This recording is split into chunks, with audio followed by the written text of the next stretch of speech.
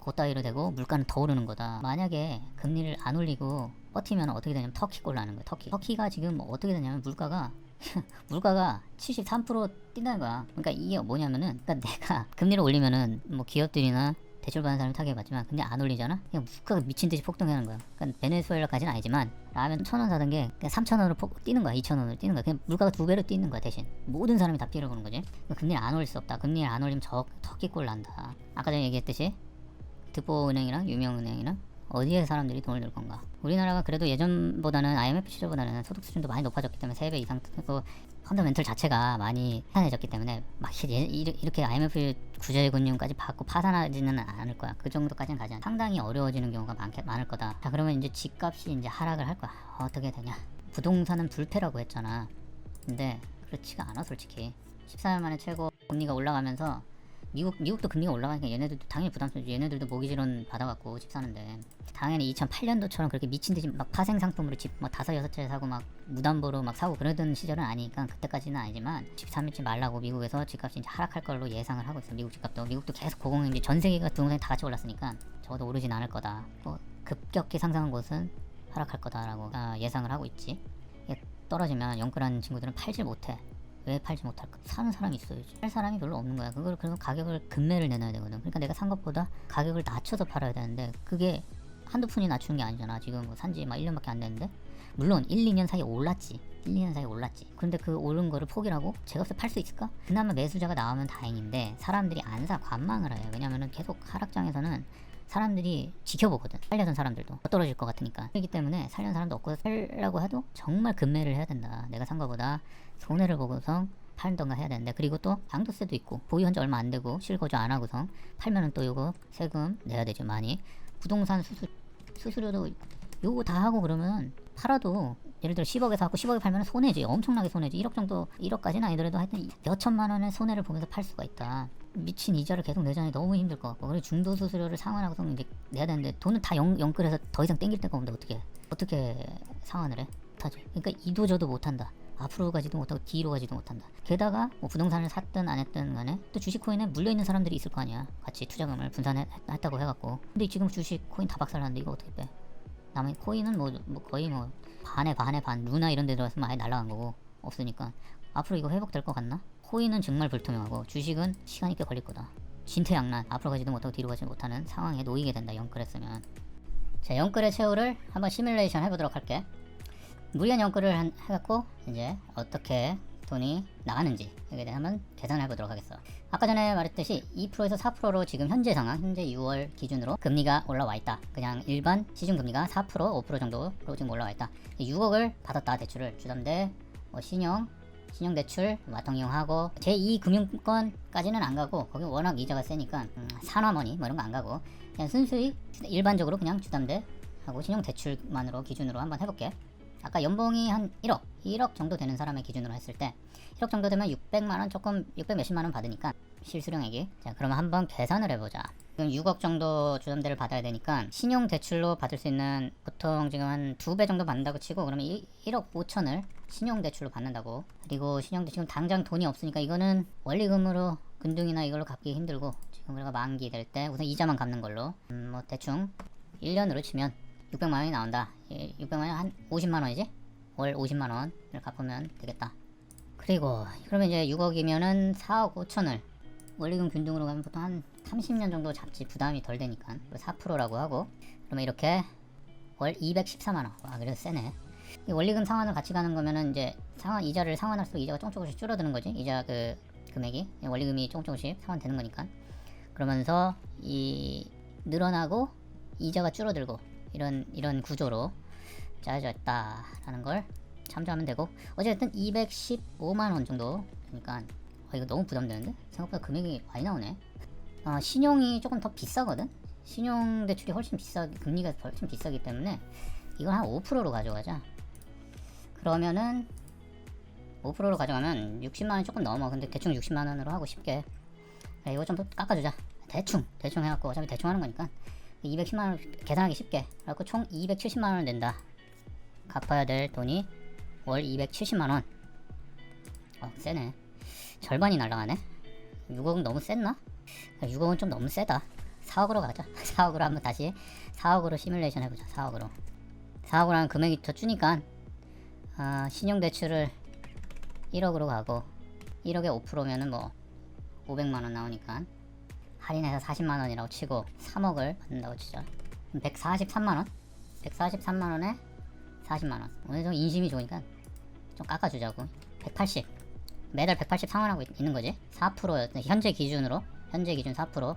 지금 4% 좀 넘더라고. 뭐 우대하고 해도 4.12 뭐 이렇게 되니까 솔직히 조금 더 나오는데 우린 대충 하기로 했으니까 기준이 4% 2배 이상 이 됐지. 원래 한 2%. 이거에 한 절반이라고 딱 잘라 얘기할 수는 없지만 이거보다 훨씬 적게 나왔었지. 2%였을 때는. 요거는 절반이고 당연히. 요거는 당연히 절반이고.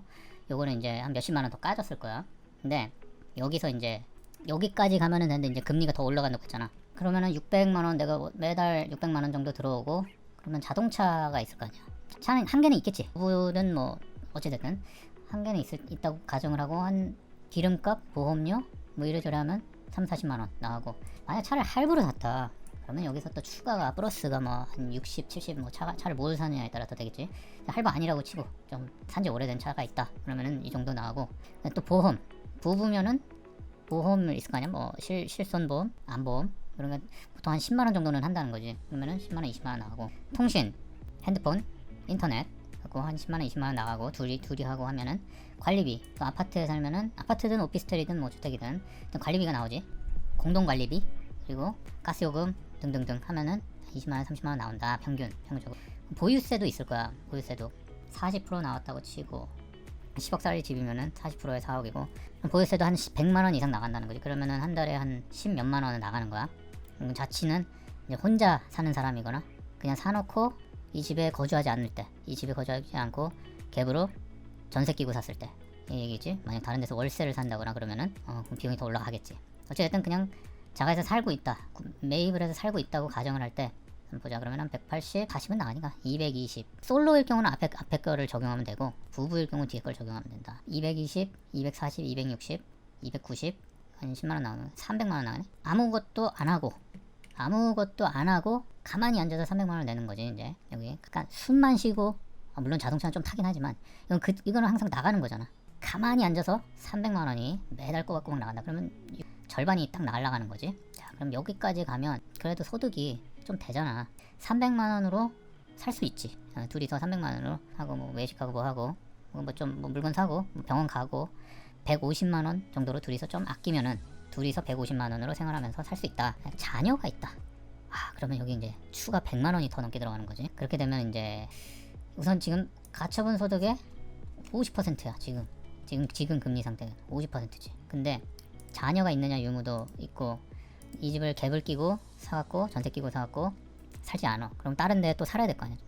뭐 월세를 살 거 아니야. 어차피 땡겼으니까 돈이 없으니까 월세를 살 거 아니야. 그지? 그런 식으로 되면 비용이 더 나간다. 근데 여기까지는 연봉 1억 정도 버는 사람, 연봉 1억이 아니더라도 부부가 둘이 같이 일한다. 그러면 연봉 한 4천 정도 되는 사람, 두 부부가 연봉 4천 이상씩 돼. 월 300씩 들어온다 그래도 월 소득 600 되니까 그 정도 해갖고 이 정도로 비용이 나간다. 4억을 대출했을 때. 자, 여기까지는 빠듯빠듯하게 버틸 수가 있지. 자녀가 없으면 빠듯빠듯 정말 아꼈고 이래도 생활비 아까 진짜 아껴갖고 150, 생활비 150, 둘이서 150. 둘이서 150 좀 너무 빠듯한가? 아니야, 아끼면 충분히 가능해. 이거 다 빼고 하면은 가능할 거야. 150에서 200 정도 한다고 치고 또 얘도 뭐 부부면 또 막 부모님 이렇게 챙겨드려야 되고 막 이런 것도 해야 되잖아. 막 그지? 막 뭐 설날이든 추석이든 생신 뭐 이런데 외식하면 하면 몇만 원 깨지고 그러니까 애 있으면 월 100 더 들어간다고 플러스 해야 된다고 보면 되기 때문에 애는 없는 걸로. 애 있으면 너무 힘들어지니까. 그러면은 한 150 진짜 아껴서 150을 한다고 하면 450이니까 150 딱 남는 거지. 150 저축을 하는 거지. 150을 저축. 150 저축 1년 하면 얼마야? 1800이지. 1800만 원 모으는 거지. 왜냐, 이거 왜 모아야 되냐면은 신용대출 받았잖아. 신용대출 1억 받았잖아. 그거 갚아야지. 그거 이자 계속 나가는데 계속 연장 계속 할 수 없잖아. 그럼 이자가 계속 나가는데 40만 원이 계속 나가니까 그거를 조금이라도 하루라도 빨리 갚으려면 이거라도 모아야 되는 거지. 그러면 한 5년 안에는 열심히 아껴갖고 모으면 5년 안에 그래도 신용대출은 갚을 수가 있다는 거지. 자, 그러면 여기까지는 그렇게 어떻게 꾸역꾸역 해갖고 갚을 수가 있어. 지금 현재 상태까지는 4억을 대출받고, 아까 6억은 너무 많고 근데 여기서 지금 아까 전에 얘기했잖아, 연준이 지금 1.75 자이언트 스텝을 해서 지금 현재 상태 1.75잖아. 근데 4%에서 7%까지도 가야지 국가를 안정시킬 수 있다. 근데 여기까지 가면 정말 부정이 많이 나기 때문에 여기까지는 정말 극단적으로 갈 것 같고, 4% 이하로 간다고 하더라도 여기서 3%까지는 도달할 거다. 근데 우리나라는 지금 하느니 똑같지, 금리가 똑같으니까 다음 달에 또 올릴 거야. 연준도 또 올린다고 예고를 했어. 자이언트 스텝을 한 번 더 한다고. 그러니까 우리는 올리게 될 수밖에 없는 거야. 추가로 더 올려야 되는 거야. 그러면 여기서 최소 2배 정도 된다고 가정을 해봐야 되는 거야. 3.5까지도. 그러면은 지금 우리 시중금리가 4%, 5%니까 주담대 금리가 얼마까지 가냐면은 2배가 되면 8%, 언론에서 말하면 8%까지 간다는 거지. 그러니까 3.5까지 안 간다고 쳐도 그럼 7%라고 가정을 해. 7%라 6%로 가보자. 뭐 이게 물론 10년 내내 이렇게 가는 건 아니니까 그래도 몇 년 동안은 지속될 수 있다. 1, 2년. 6%로 한번 시뮬레이션을 해볼게. 6%는 확실해. 6%까지는 갈 거야. 그럼 179만원이 180만원이네. 1억 대출받는 신용대출이니까 금리가 더 높다고 가정을 하고 8%까지 갈 수 있을 거야. 신용대출은 800만원이거든. 연 이자가 800만원이니까 65만원 정도 된다는 거야. 245만원이 빠지네. 60만원 정도가 더 추가 부담이 되는 거지. 그러면은 여기서 아까 300이 그냥 딱 편하게 나왔으니까 365 나오는 거지. 그리고 생활비는 똑같이 빠듯하게 쓴다고 해도 500만원이 넘어간다. 그럼 저축을 100만원도 빠듯하다. 이렇게 되는 거다. 이게 6%일 때, 6%일 때지. 그러니까 이거는 조금만 올린 거야. 또 1%밖에 2%밖에 안 하고. 근데 만약에 진짜 3.5까지 간다면 가능성이 있어. 이게 뭐 전혀 뭐 허황된 소리는 아닌 거고. 이거 한 10% 되겠네. 이자 원리금은 220만원. 요것만 300만원이 넘어버리네. 대충 420만원 정도 나온다고 보면 저축이 아예 불가능해지지. 이것도 되게 보수적으로 잡아서 그런 거잖아. 자녀 없이. 보유세 100만원 이상 더 나온다. 그리고 부부가 애를 가질 생각이 없고 그렇다 그러면 괜찮은데, 여기서 만약에 아까 전에 얘기했듯이 둘이 300만원 300만원 뭐 아니면 400만원 200만원씩 벌어갖고 소득이 600이다 그러면은 애를 낳게 되고, 만약에 한 명의 소득이 줄어들게 되면 여기서 이제 감당할 수 없게 되는 거야. 지금 이것도 되게 감당이 힘들지. 4억인데도 엄청 힘든 거야.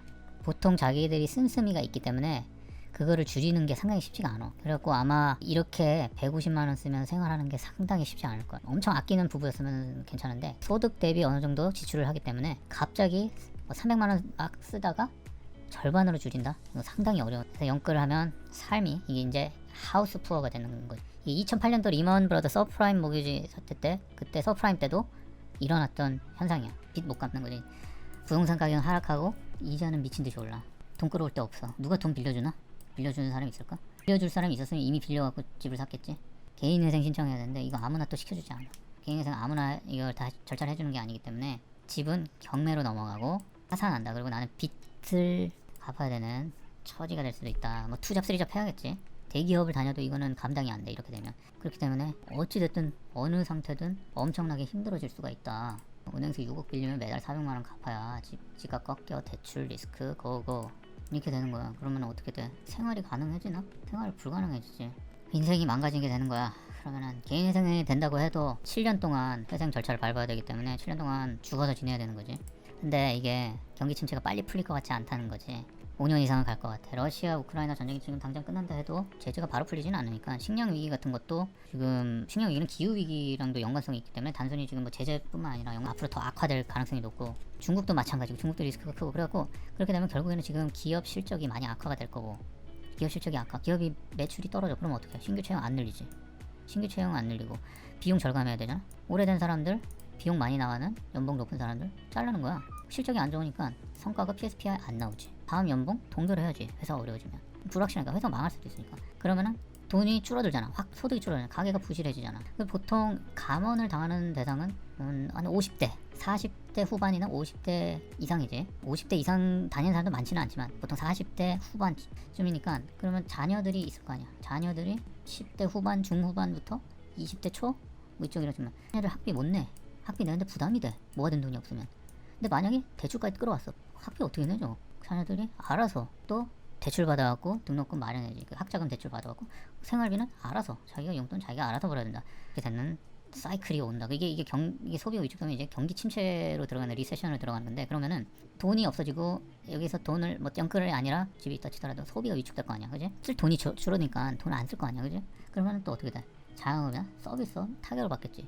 돈이 없는데 외식 예전에 뭐 일주일에 두세 번 하던 거 한 번으로 줄이고, 영화 네다섯 번 보던 거 두세 번을 줄이는 거고, 그리고 부실 중소기업은 도산하는 거고, 이자 비용 부채 이자 비용 올라가고 매출은 주니까 도산하는 경우가 많아진다. 부실한 예전처럼 우리나라 대기업까지 도산하지는 않을 거야. 그리고 지금 우리나라 대기업들은 현금 보유량이 많기 때문에 재정이 아직 많이 탄탄한 기업들이 많아. 자, 그럼 대책은 어떻게 되냐고. 지금 정부는 뭘 하고 있나? 지금 정부는 뭘 하고 있어? 아무것도 안 하고 있지. 빵 사러 다니, 영화 보러 팝콘 먹고 하는 게 있어. 법인세는 다운시켜줘. 뭐 그래, 뭐 어려우니까 기업들 법인세 좀 다운시켜줄 수 있지. 뭐 여기까지는 그렇다 쳐. 그러면은 근데 부자를 감세해. 한 20억 넘게 갖고 있는 아파트들의 세금을 줄여줘. 이거 왜 해주는 거지? 이거 한다고 이거랑 뭔 상관이? 이 사람들은 어차피 큰 영향을 안 받는 사람들인데. 그리고 주식 양도세를 폐지시켜. 예전에는 10억 원 이상 거래하는 거를 양도했을 때 세금을 부과했는데 지금 100억까지 늘렸다는 얘기지? 이게 서민하고 뭔 상관이야 도대체? 물가 잡는 것도 아니야. 물가도 다 올린다. 올해 전기, 가스, 교통요금 인상이다. 가스요금, 전기요금 줄 인상 예고하고 있지. 가게, 자영업자들은 부담이 되겠다. 가게, 자영업자만 부담이 되는 게 아니라 모든 일반 가정부터 해갖고 기업들 다 부담이 되겠지. 교통요금도 인상한다고 그러지. 그리고 대학 자율성 확대가 뭐야. 그냥 등록금 자유롭게, 지금은 정부에서 규제를 해갖고 어느 정도 인상 등록금을 막고 있는데 그거 그냥 알아서 니들 올려라는 거지. 등록금도 인상이 될 거다. 물가는 계속 오르지. 자, 그럼 가처분 소득이 감소하게 되는 거지. 우리 가족의 통장에 꽂히는 소득이 줄게 되는 거지. 왜냐, 생활비는 급상승하고 있고 지금 인플레니까 물가가 미친듯이 오르고 있지. 지금 우리 동네 근처 식당이나 뭐 인터넷 쇼핑이든 뭐든 보면은 가격이 다 올랐어. 물가 계속 오르고 있지. 지금 못 잡고 있지. 유가도 오르고. 대책이 없지. 다시 내려가기는 쉽지 않다. 시간이 상당히 오래 걸릴 거다. 소득은 줄었지. 아까 전에 얘기했지. 기업이 어려우니까 연봉도 동결하고 성과도 없애거나 줄이고, 취업은 안 되고 영퇴자들은 많아질 거다. 고정비는 상승하지. 아까 전에 얘기했지만 이자 뭐 전세 사는 사람은 전세 사는 사람대로, 월세 사는 사람은 월세도 올라가겠지. 소상공인 대출 받았던 학자금 대출 받고 뭐 대출 받고 여러 가지 이런 내가 가지고 있던 비용은 올라가고 소득은 줄고, 써야 될 돈은 더 많아지는데 들어오는 돈은 더 적어지는 거야. 그럼 어떻게 돼? 양쪽 사이드가 같이 되니까 타격이 커진다. 그러면은 누가 여기서 이득을 보느냐? 현금 부자들이지. 현금 부자. 원래 돈 엄청 많은 사람들, 대출 땡긴 사람들 말고 더 워낙 현금 막 10억씩 가지고 있는 사람들 있잖아. 아니면은 돈 많은 기업들, 지금 현금 보유량을 많은 기업들이나 이런 쪽에서는 나중에 현금으로, 이쪽에서는 이자도 금리가 높기 때문에 이자를 지금 높은 이자를 내가면서 할 필요도 없이 그냥 현금으로 할 수 있다. 근데 현금 10억 이상 들고 있는 집이 별로 없지. 그러면 서민들 일반인들 저축을 할 수 있나? 아까 전에 물가는 폭등하고 나가는 돈은 많은데 들어오는 돈은 줄어. 그럼 저축이 가능한가? 좀 못하지. 남는 돈이 있어야지. 지금 들어오는 돈이 적어갖고 어디서 마이너스로 대출 받아갖고 생활할 판에 저축을 어떻게 해. 그러면은 집값이 하락하잖아. 예를 들어 10억짜리가 7억이 됐다고 쳐. 그래도 서민들은 못 사. 돈이 없어. 높은 이자로 고금리로 그걸 살 수가 있어? 저축을 못했는데. 그래서 집값 떨어지는 게 마냥 더 좋은 것도 아니라는 거야. 그동안 외제차 뽑고 즐겁게 룰루랄라 욜로 하면서 돈 팡팡 쓰고 골프 치고 해외여행 다니고 비싼 음식 먹으러 다녔던 친구들 10년 20년 뒤에 어떻게 되냐? 빈곤층으로 전락할 가능성이 높아진다. 내 부모님이 자산이 좀 있지 않다. 그러면은 빈곤층으로 전락할 가능성이 높다. 왜냐? 고용도 불안해져. 아까 전에 얘기했듯이 이때 집값이 떨어져도 서민들 집을 사기 힘든 이유 중에 하나가 고용 불안에 또 시달리는 거야. 왜냐면 기업들이 실적이 안 좋으니까, 내 소득이 줄어든 것도 있겠지만 기업들도 미래가 불확실성하니까 계속 사람들을 자르는 거지. 해고하니까. 내가 대기업을 다녀도 언제 잘릴지 모르는 거야. 그럼 내가 무턱대고 집을 샀는데 갚아야 될 이자 금리도 높은 상태, 금리가 좀 내려왔다 쳐도 그래도 금리가 상당히 높은 상태에 있을 거야. 지금처럼 완전 그 코로나 때처럼 2% 막 이런 거는 보기 쉽지 않을 거야. 그 금리가 상대적으로 높은 상태, 내 직업의 안정성이 담보가 되지 않아. 그러면 내가 무턱대고 여기서 대출을 땡겨갖고 집을 샀다가 회사 잘리면 어떡해? 내 집값은 안 오르면 어떡해? 떨어지면 어떡해? 그래서 서민들은 이때 집값이 떨어지더라도 섣불리 집을 사기가 힘들어진다. 여유 있는 집안들이나 현금 10억이 아니더라도 현금 몇억, 5억, 6억 정도는 융통할 수 있는 그 정도의 집안들이나 이때 아파트를 저점에 매수를 할 수 있을 것이다. 그래갖고 집값이 떨어지는 게 마냥 좋은 게 아니라는 거야. 어떻게 보면. 그러면은 그 결과 어떻게 되냐, 이렇게 되면은 이제 한참 10년이 지나고 나면 그나마 욜로 안 했고 성실히 돈을 모았던 친구들은 조금 달라질 수 있는데, 만약 저렇게 되면 부의 격차가 더 심해질 것이고, 이거는 대부분 선진국에서도 전 세계 어디에서도 같이 비슷하게 일어나는 현상이기 때문에 다시 한번 또 부의 격차가, 코로나 시절에 또 좀 양극화가 심화됐었잖아. 계약직이나 서비스업이나 이런 쪽은 특정 업종들, 자영업자들 중에서도 조금 많이 힘들고 그렇게 됐었는데, 또다시 한번 이번 리세션이 오고 나면 이번에는 진짜 중산층이 무너질 가능성이 높은 거지. 뭐 영끌이든 조금을 대출을 받았든 뭐든 어쨌든 그만큼이라도 받았고 집을 산 사람들은 적어도 중산층 정도는 되는 사람들이었을 거니까. 근데 그 사람들이 무너질 가능성이 높다. 그리고 아까 말했지만 진짜 부자들이나 현금 부자들이 집을 사 모으고 기업형 현금 자산 보유량이 많은 기업들이 이제 여기저기 건물 사 모을 거다. 그럼 대부분 선진국 같은 경우는 부동산이, 특히 런던, 뭐 뉴욕, 전 세계에 좀 알만한 데는 호주, 뭐 시드니 뭐 이런 데도 부동산을 상당히 기업들이 보유를 하고 있고, 기업들이, 우리나라는 전세 제도가 있어갖고 그렇지만 기업들이 사 모아서 이걸 이제 높은 월세를 매기는 그런 구조로 부동산 시장이 바뀔 가능성이 높다. 전세 같은 경우도 지금도 점점 없어지고 있는데 앞으로도 더 없어질 수 있다. 그래갖고 우리나라도 정말 미친 월세에서 살아야 되는 미래가 올 수도 있다. 어떻게 해야 되나? 내가 영끌족이 아니었다. 그러면은 기회는 온다. 영끌족 아니고 뭐 코인, 주식에 한탕 몰아넣었던, 올인하고 이랬던 사람이 아니다. 성실히 그래도 꾸준히 돈을 조금씩 차곡차곡 모아왔다. 그러면 기회가 온다. 그리고 그런 사람이었어라도 지금이라도 정신 차리면은 기회는 온다. 어떻게 기회를 잡느냐, 어떻게 하느냐, 그거는 다음 편에 얘기하도록 할게.